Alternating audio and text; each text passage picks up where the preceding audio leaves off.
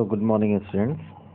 In the continuation of this your second chapter, this microorganisms, we had discussed the different introduction of the microorganisms and their types and history of this microorganisms and microbiology and the different kinds of microorganisms. Okay, today that we are going to discuss is the microorganisms and our life, that the importance of the microorganism in our life. Okay, so here it is written useful microorganisms, means how these microorganisms are useful in our daily life. So there are some points are given, that is these ways the microorganisms are useful for us.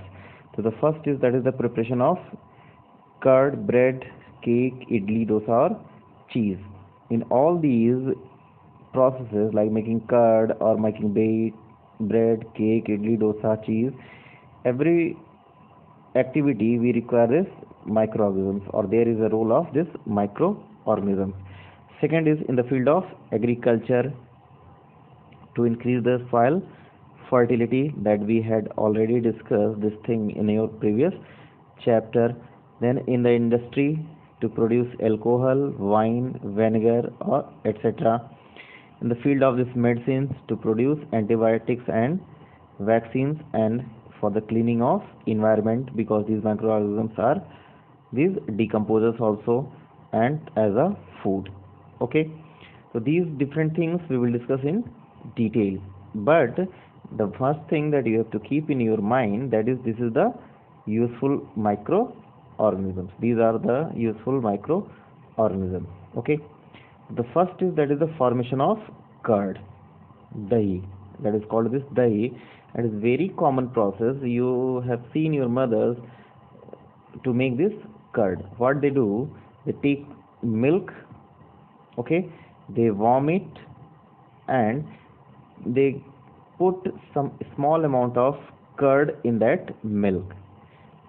Okay, they put this small amount of curd into this milk.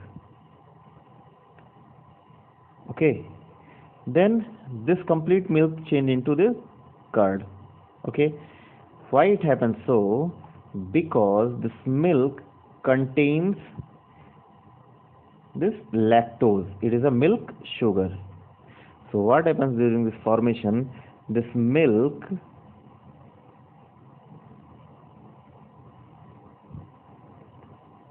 contains this lactose. Okay, this is the milk sugar, and when we add some amount of curd in that, this curd contain what? These bacteria. These contain this bacteria, that is the lactobacillus.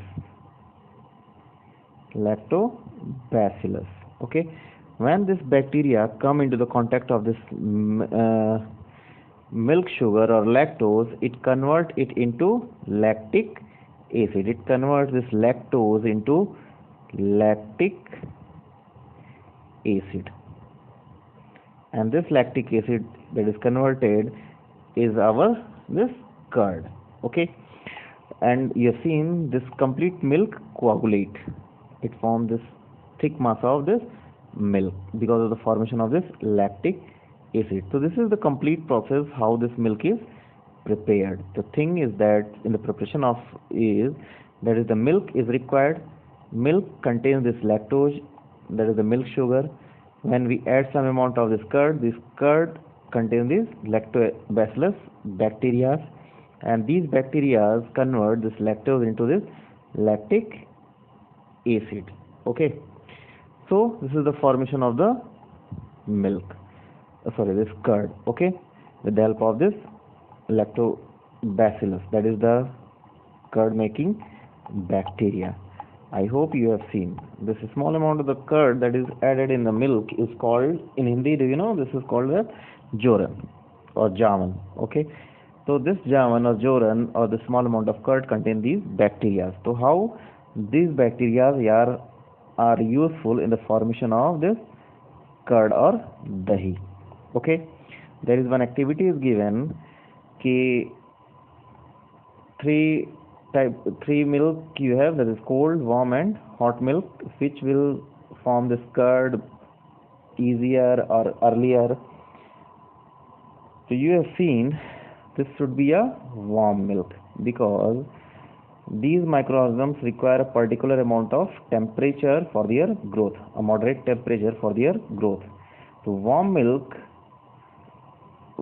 is the favorable condition that will help in the rapid development of the bacteria. Okay? Then you have seen when the curd is formed, then it is stored in the cold place or in the refrigerator. Why? Because this cold place will not allow the bacteria to develop rapidly. That's why it is kept over there, and it stops the souring of the curd further, because when it will kept on in this warm condition, then this will form this more amount of bacteria. This will convert more amount of lactic acid, and due to which the curd will become sour. That's why it is kept in the cold places. Okay, so this is the formation of curd. Now the next is that is in the bread making. It is a bread making, and what is used? It is the yeast. What happens when this yeast is added in the bread? So this bread contains this sugar, and sugar, when it comes in the formation come into the contact of this yeast, then it produces this what? Carbon dioxide gas. Okay, it produces this carbon dioxide gas. Because of this carbon dioxide gas, suppose this is the dough from which this bread is to be prepared. This is the dough in which the from which the bread is to be prepared. Then when we mix this yeast, then what will happen? This yeast will start to produce carbon dioxide gas. Okay, this carbon dioxide gas will be start to form over here, and it will start to escape from here, this carbon dioxide gas, and due to which this carbon dioxide gas make it puffy. Okay, so this bread becomes this porous and light in weight because of formation of carbon dioxide gas, and it is done by another microorganism. It is yeast. It belongs to a fungi. It is a fungi. So it is also helpful in the formation of bread making. Okay, like here you can see in this activity 2.7 that it is maida with yeast powder. Yeast, here is also yeast, then the same process will take place, means it will produce carbon dioxide. This carbon dioxide will start to escape from here, and this will rise the maida. This is done before making the different food items like this idli or any other thing. Okay, this is very common process that is done in our homes. Okay students, so this is the formation of the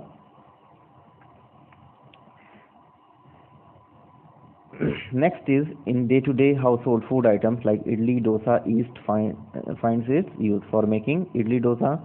Mixture of ground rice and dal is first allowed to stand for a few hours. This mixture rice becomes sour due to the growth of yeast cell that we have seen in our previous slide. Okay, some fungi like aspergillus and penicillium are used for the cheese to give special flavors. So these are all fungi, and this belongs to the kingdom fungi, and this is used in the food industry. Okay, then this is all about this use of microorganisms in our day-to-day life in the food industry. You can say that is the preparation of curd, bread, cake, idli, dosa and cheese. Okay, two microorganisms we had discussed over here. The first is in the formation of curd, that is lactobacillus. It is a bacteria, and the second is very important, is yeast. It is the yeast. This yeast is used